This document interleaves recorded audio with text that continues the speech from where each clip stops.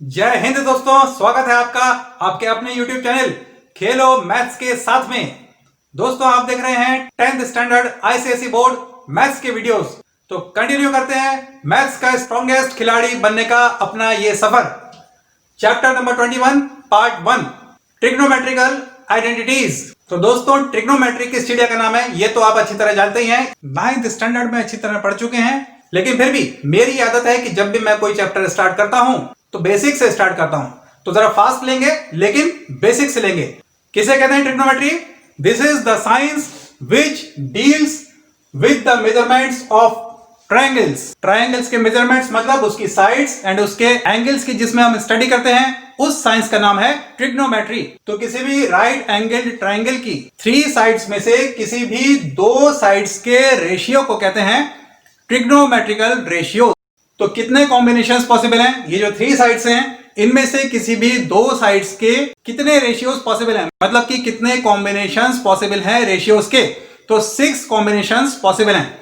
This upon this, this upon this, this upon this, और उसके बाद उसका उल्टा this upon this, this upon this and this upon this. तो इन ratios के कुछ नाम हैं जो आपको बहुत अच्छी तरह से मालूम है। ये एक राइट एंगल ट्रायंगल है ABC जिसका एंगल B है राइट एंगल। ट्रिग्नोमेट्रिकल रेशियोज हमेशा राइट एंगल्ड ट्रायंगल में ही लागू होते हैं। तो इस ट्रायंगल में जब हम एंगल A की बात करते हैं तो एंगल A के सामने वाली साइड को बोलेंगे परपेंडिकुलर। इसको डिनोट करते हैं स्मॉल p से। एंगल A के साथ वाली जो स्मॉलर साइड है उसको बोलते हैं बेस और डिनोट करते हैं स्मॉल b से। लॉन्गेस्ट साइड को कहते हैं हाइपोटेन्यूज एंड डिनोट करते हैं स्मॉल h से। तो ये जो ट्रिग्नोमेट्रिकल रेशियोज हैं इनके नाम आपको अच्छी तरह से मालूम है। सबसे पहले साइन A, हम बात करें एंगल A की। अगर हम बात करेंगे एंगल C की तो ये ट्रिग्नोमेट्रिकल रेशियोज की वैल्यूज चेंज हो जाएगी। तो एंगल A के लिए कौन कौन से ट्रिग्नोमेट्रिकल रेशियोज हैं?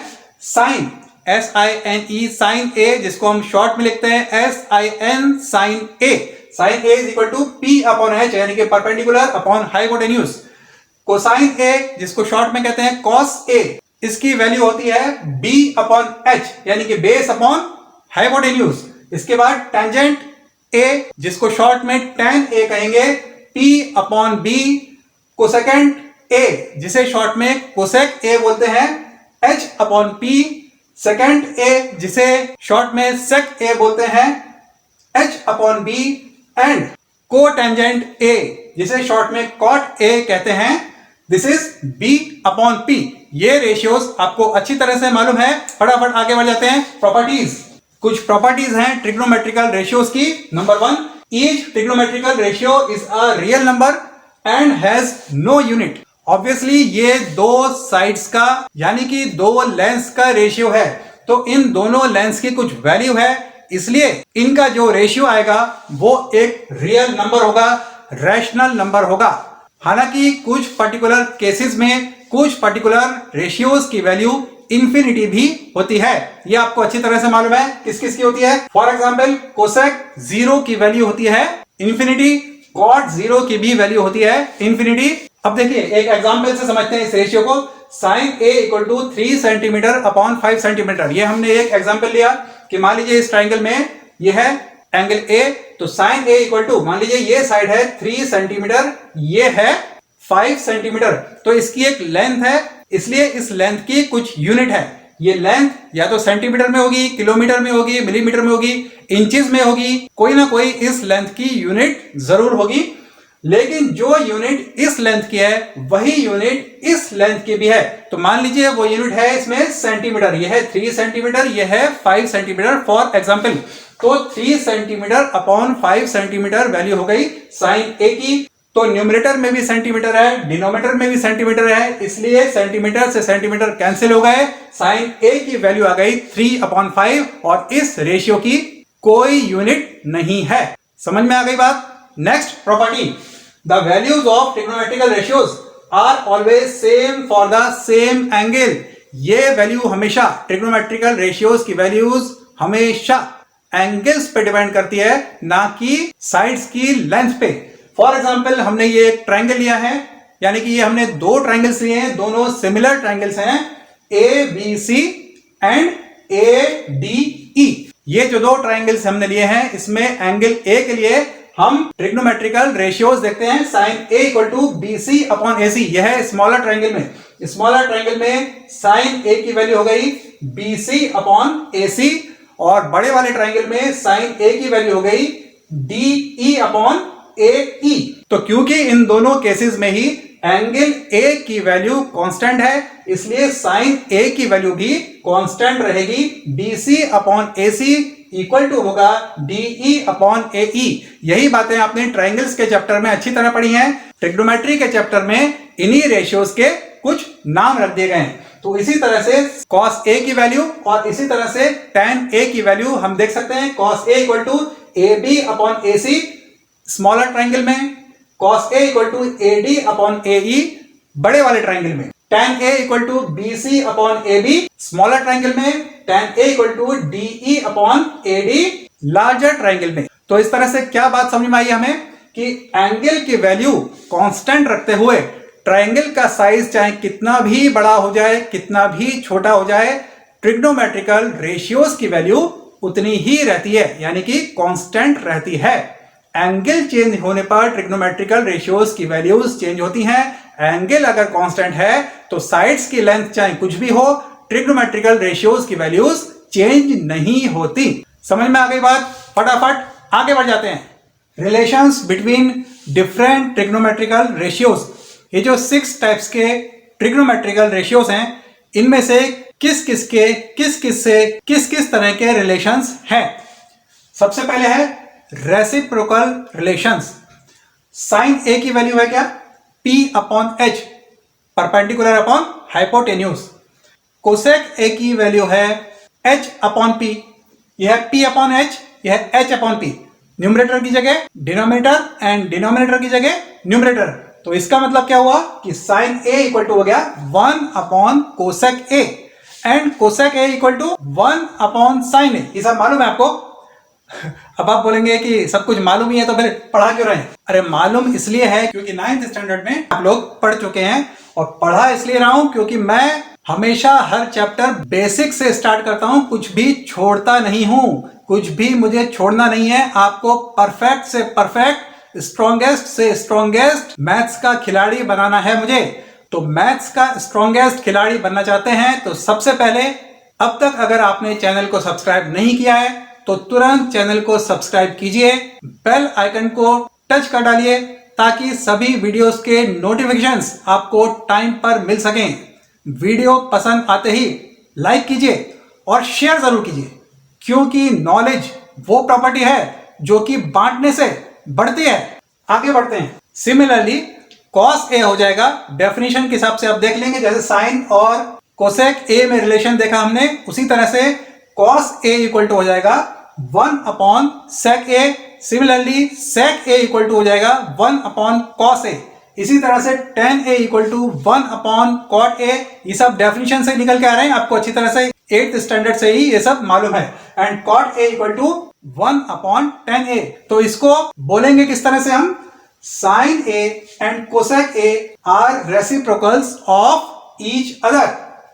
साइन का कोसेक से, इसी तरह से cos A and sec A are the reciprocals of each other, and tan A and cot A are the reciprocals of each other. आगे बढ़ जाते हैं। कोशेंट रिलेशंस, ये एक टाइप का रिलेशन हुआ। दूसरे टाइप का relation quotient relations. Sine A equal to P upon H है, मालूम है। cos A equal to B upon H है, ये भी मालूम है। अगर हम साइन A को cos A से डिवाइड करते हैं, यानी कि ये जो दो इक्वेशंस हैं, इन दोनों इक्वेशंस को अगर हम डिवाइड कर दें तो sine A upon cos A क्या आ जाएगा? P upon H upon B upon H. तो इसको हम जब सिंप्लीफाई करेंगे तो आ जाएगा P upon B, and P upon B value होती है tan A की। इसका मतलब sine A upon cos A equal to होता है tan A। Similarly cos A upon sine A की जब आप वैल्यू कैलकुलेट करेंगे तो आ जाएगी cot A। ये हो गया कोशेंट रिलेशंस। इसके बाद स्क्वायर रिलेशंस। स्क्वायर रिलेशंस किस किस तरह के हैं? इनमें बहुत इंपॉर्टेंट है ये। स्क्वायर रिलेशन से आपकी बहुत सारी problems, number of problems solve होंगी इस रिलेशन से। ये आपको अच्छी तरह समझना भी है, और समझ लेंगे तो रटने की जरूरत पड़ेगी नहीं, ऑटोमेटिकली ये आपको याद हो जाएगा क्योंकि आपने लॉजिकली उसको समझ लिया है। तो साइन ए इक्वल टू है P upon H, cos A equal to है B अपॉन H। इसको हमने इक्वेशन 1 एंड इक्वेशन 2 नाम रख दिया इसका। अब हम स्क्वायरिंग एंड एडिंग इक्वेशन 1 का स्क्वायर प्लस इक्वेशन 2 का स्क्वायर करने पर क्या मिलेगा हमें? Sign square A plus cos square ए की वैल्यू हमें मिल जाएगी, क्योंकि साइन ए इधर LHS में है, कॉस ए इधर LHS में है, तो दोनों LHS का स्क्वायर करके ऐड किया तो आ गया sign square A plus cos square A LHS में। RHS में क्या आ गया? P square upon H square plus B square upon H square. इसको हमने थोड़ा सा सिंप्लीफाई किया, P square plus B square upon H square. अब P square plus B square क्या होता है? यहां ट्राइंगल की फिगर ड्रॉ नहीं की है, इसलिए समझने में थोड़ी सी प्रॉब्लम आ सकती है। चलिए ड्रॉ कर ही डालता हूं। ये ट्राइंगल देखिए, P square plus B square की वैल्यू क्या है? P square plus B square equal to H square. कैसे मालूम है आपको अच्छी तरह? पाइथागोरस थ्योरम से। तो P square plus B square की जगह हमने यहाँ पे लिख दिया H स्क्वायर। ये हो गया H square upon H square equal to 1, यानी कि sine square A plus cos square A हमेशा होता है इक्वल टू 1। किसी भी ट्राइंगल में ए की किसी भी वैल्यू के लिए, एंगल की किसी भी वैल्यू के लिए sine square A plus cos square A equal to होता है 1।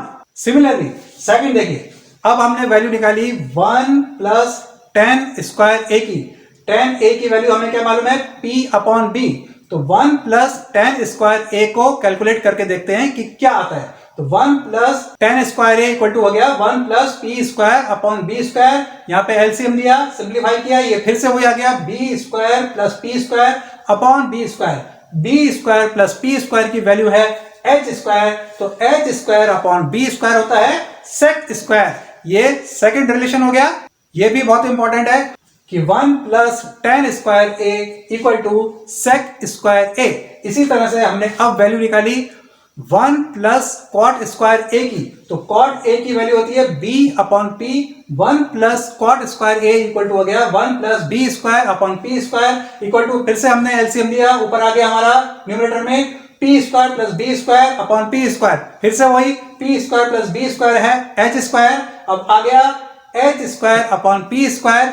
H अपॉन P वैल्यू होती है कोसेक ए की, इसलिए 1 plus cot square A equal to हो गया कोसेक स्क्वायर ए। ये तीनों ही रिलेशंस आपको हमेशा याद रखने हैं, समझ में आ ही गए हैं आपको लॉजिकली, इसलिए आपको याद रखने में कभी भी प्रॉब्लम नहीं आएगी। स्टार्टिंग में अगर थोड़ी बहुत प्रॉब्लम आती है तो इस तरह से आप करके देख लेना, B upon P, H upon B, ये सब कर करके देख लेना ताकि मिस्टेक्स ना हो। और जब आप नंबर ऑफ प्रॉब्लम्स सॉल्व करेंगे तो ये ऑटोमेटिकली आपको सारे रिलेशंस की वैल्यूज याद हो जाएंगी। आगे बढ़ते हैं। तो ये सब तो ट्रिग्नोमेट्रिकल रेशियोज के बारे में रिवीजन था।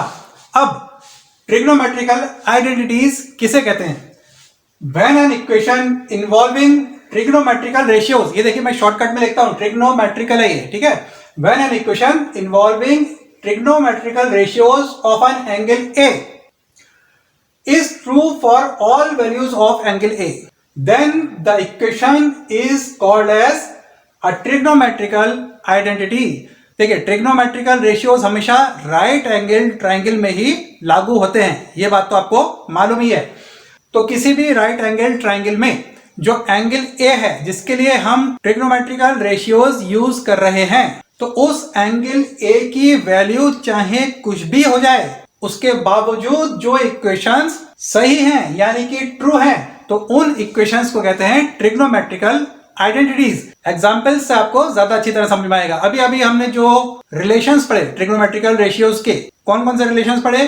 Quotient relations, reciprocal relations and square relations. तो ये सभी ट्रिग्नोमेट्रिकल आइडेंटिटीज हैं, क्योंकि ये जो रिलेशंस हैं वो एंगल ए की हर वैल्यू के लिए सच हैं। इन ट्रिग्नोमेट्रिकल रेशियोज के अलावा भी बहुत सारी ट्रिग्नोमेट्रिकल आइडेंटिटीज होती हैं। ये जो प्रॉब्लम्स इसके ऊपर बनती हैं, जो सवाल इसके ऊपर बनते हैं प्रूफ्स वाले, proof that this much equal to this much, ये जितनी भी इक्वेशंस होती हैं ये सब की सब ट्रिग्नोमेट्रिकल आइडेंटिटीज हैं, क्योंकि ये एंगल ए की हर वैल्यू को सेटिस्फाई करती हैं।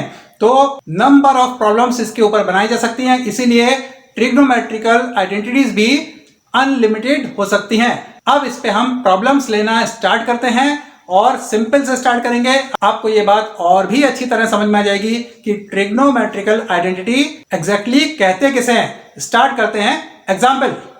फर्स्ट एग्जाम्पल एकदम इजी एग्जाम्पल से स्टार्ट करेंगे।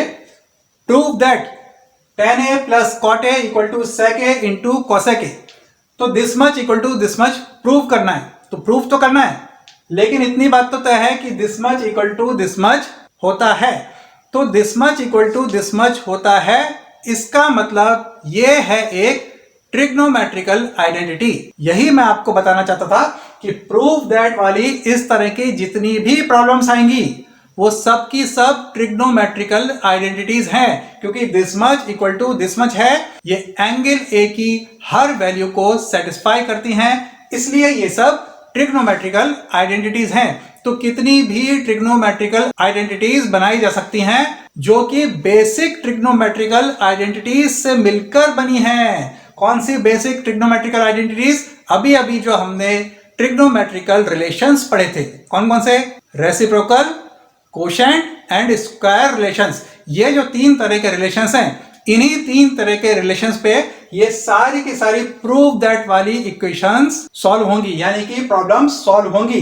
तो ये सारी की सारी ट्रिग्नोमेट्रिकल आइडेंटिटीज हैं जो कि उन्हीं बेसिक ट्रिग्नोमेट्रिकल आइडेंटिटीज से मिलकर बनी है। इसलिए इन सभी ट्रिग्नोमेट्रिकल आइडेंटिटीज को जो हम सॉल्व करेंगे वो उन बेसिक ट्रिग्नोमेट्रिकल आइडेंटिटीज के यूज से सॉल्व करेंगे।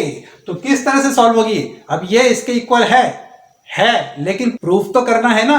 तो कैसे प्रूव करेंगे? कुछ प्रॉब्लम्स हम LHS से स्टार्ट करके इक्वल टू RHS प्रूव कर देंगे, और कुछ प्रॉब्लम्स में हम RHS से स्टार्ट करेंगे और इक्वल टू LHS प्रूव कर देंगे।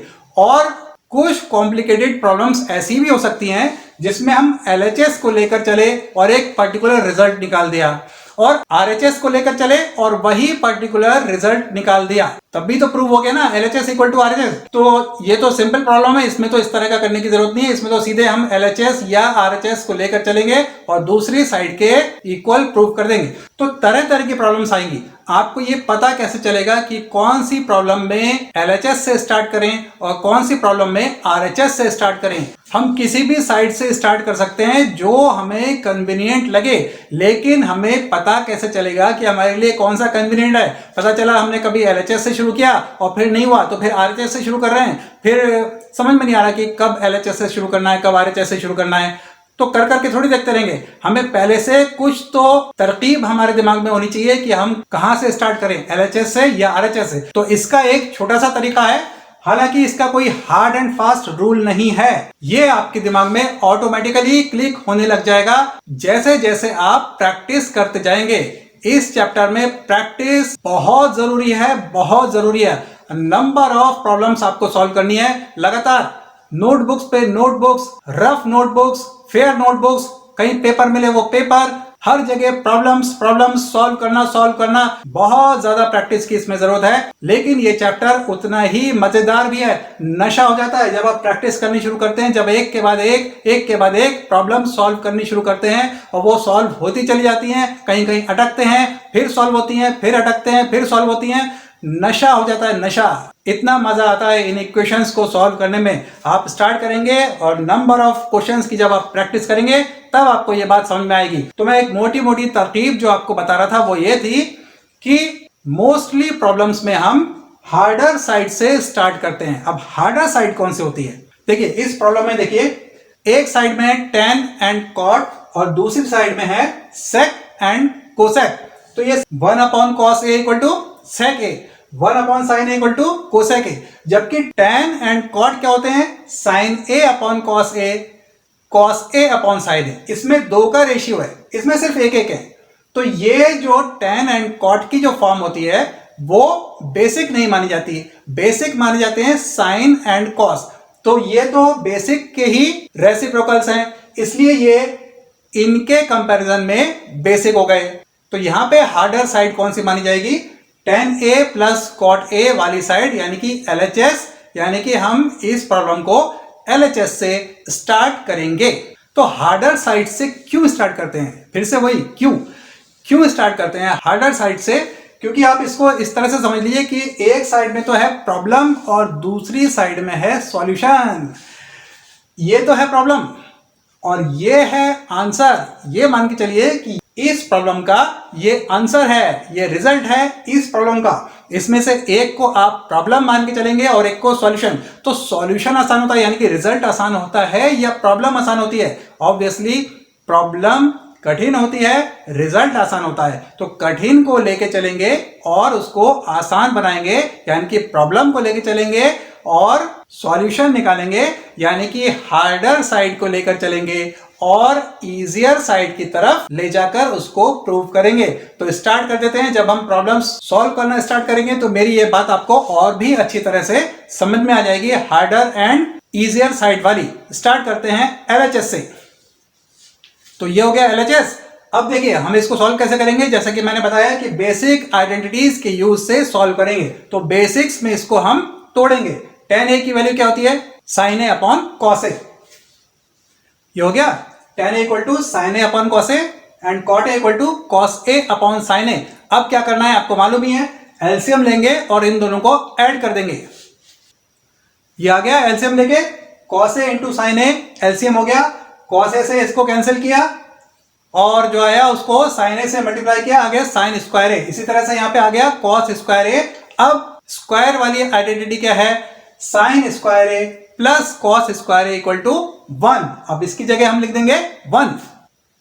ये आ गया sin square A plus cos square A की जगह लिख दिया हमने 1 और डिनोमिनेटर वैसा का वैसा ही। अब देखिए 1 upon cos A equal to होता है sec A and 1 upon sin A equal to होता है cosec A। तो ये हमारा प्रूफ हो गया equal to sec A into cosec A। लिख देंगे आ गया ये sec A into cosec A and this is equal to RHS, hence proved. तो इसी तरह से बेसिक आइडेंटिटीज का यूज करके हमें ये सभी प्रूव करने वाली प्रॉब्लम सॉल्व करनी है। तो प्रैक्टिस करते जाएंगे। नेक्स्ट प्रॉब्लम, ये एग्जांपल देखिए, cos raise to 4a minus sin raise to 4a equal to 2 cos square a minus 1। अच्छा ये रेज टू 4 स्क्वायर क्यूब, इनका मतलब समझ में आया आपको? स्क्वायर मतलब ये देखिए जैसे कहां यहां पे लिख के दिखाता हूं। देखिए जैसे मान लीजिए sin A है, ये sin A का पूरे का स्क्वायर, sin A का होल स्क्वायर अगर हम करेंगे तो स्क्वायर ऐसे नहीं लिखते हैं, sin A स्क्वायर ऐसे नहीं लिखते इसको। ये अलग चीज हो गई। इसका मतलब ये हो जाएगा कि सिर्फ एंगल A का स्क्वायर है उसका साइन ले रहे हैं। जैसे कि मान लीजिए एंगल A की वैल्यू है 15 डिग्री, तो A स्क्वायर हो गया 225, तो साइन 225 हो जाएगा। जबकि इसका मतलब ये नहीं है, ये नहीं है। इसको लिखने का तरीका ये नहीं है, इसको लिखने का तरीका है साइन स्क्वायर A। तो इस स्क्वायर को यहां पे लिखने का तरीका है, ये पूरे का स्क्वायर है। ये जो पावर है पूरे पे, यानी कि cos A, पूरे cos A की पावर ये 4 है, ये पूरे sin A की पावर 4 है, इस तरह से। ठीक है, तो इसको हमें इसके इक्वल प्रूफ करना है। तो कहां से स्टार्ट किया हमने? LHS से हमने इसको भी स्टार्ट किया। तो क्या हो गया हमारा? X square minus Y square की आइडेंटिटी हमने यहां पे लगाई। ठीक है, तो X square minus Y square की यहाँ पे आइडेंटिटी लगाएंगे तो एक्स एंड वाई की वैल्यू यहाँ पे कितनी हो जाएगी? उस आइडेंटिटी के हिसाब से एक्स की वैल्यू हो जाएगी cos square A and Y की वैल्यू हो जाएगी साइन स्क्वायर ए, क्योंकि ये है कॉस स्क्वायर ए का स्क्वायर और ये है साइन स्क्वायर ए का स्क्वायर। तो ये हो गया X square minus Y square की आइडेंटिटी से cos square A minus sine square A into cos square A plus sine square A. अब cos square A plus sine square A equal to होता है 1। ठीक है, और cos square A minus sine square A को हमने किस तरह से लिखा? cos स्क्वायर ए को cos स्क्वायर ए लिखा माइनस ये ऐसा का ऐसा ही, और साइन स्क्वायर ए को हमने लिखा 1 माइनस cos स्क्वायर ए। कैसे लिखा इसको हमने 1 माइनस cos स्क्वायर ए? क्योंकि sine square A plus cos square A equal to 1, इसलिए sine square A equal to क्या हो जाएगा? 1 माइनस कॉस स्क्वायर ए, तो साइन स्क्वायर ए की जगह लिख दिया 1 माइनस कॉस स्क्वायर ए। इसको सिंप्लीफाई किया और ये हमारा आ गया 2 cos square A minus 1 equal to RHS, hence proved. Next example फटाफट। 1 plus cot A whole square plus 1 minus cot A whole square equal to 2 cosec square A, ये हमें प्रूव करना है। अभी भी कॉम्प्लिकेटेड साइड कौन सी है? LHS। तो LHS से हमने स्टार्ट किया 1 plus cot A whole square के फॉर्मूले से हमने इसको ओपन किया। 1 plus cot square A plus 2 cot A, इसको भी ओपन किया। 1 plus cot square A minus 2 cot A, तो प्लस 2 कॉट ए से माइनस 2 कॉट ए कैंसिल हो गए, बच गया हमारे पास 2 plus 2 cot square A, 2 common ले लिया, ब्रैकेट में बच गया 1 plus cot square A. 1 plus cot square A equal to होता है कोसेक स्क्वायर ए, आ गया हमारा equal to RHS, hence proved. फटाफट नेक्स्ट एग्जांपल, ये एग्जांपल देखिए, tan raise to 4a plus tan square A equal to sec raise to 4a minus sec square A. अब ये सब प्रूव दैट वाले, मैं हर बार प्रूव दैट नहीं लिख रहा हूं, ये प्रूव्स ही हैं, ये सारे प्रॉब्लम्स प्रूव्स वाले ही हैं, ठीक है। अब देखिए RHS से स्टार्ट करेंगे क्योंकि हमें हार्डर साइड से स्टार्ट करना है। जिस तरह से tan square A equal to होता है sec स्क्वायर ए माइनस 1, उसी तरह से tan raise to 4a equal to sec raise to 4a minus 1 नहीं होगा।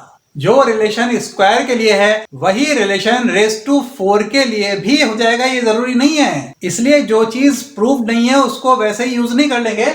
तो tan raise to 4a equal to sec raise to 4a minus 1 नहीं होता, tan square A equal to sec square A minus 1 होता है। तो फिर इसमें क्या करेंगे, हमने इसमें क्या किया, RHS से स्टार्ट किया। RHS से स्टार्ट क्यों किया? अभी तो मैं बोल रहा था कि हार्डर साइड से स्टार्ट करेंगे, LHS से स्टार्ट करेंगे।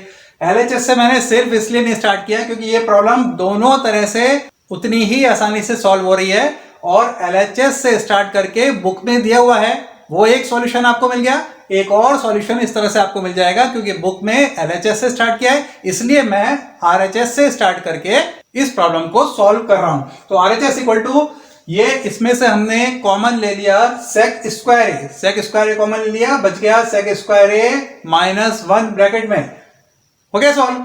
sec स्क्वायर ए की जगह लिखा 1 प्लस tan स्क्वायर ए, और यहां पे भी sec स्क्वायर ए माइनस 1 की जगह लिखा tan स्क्वायर ए, ये हमारी आइडेंटिटी है ही।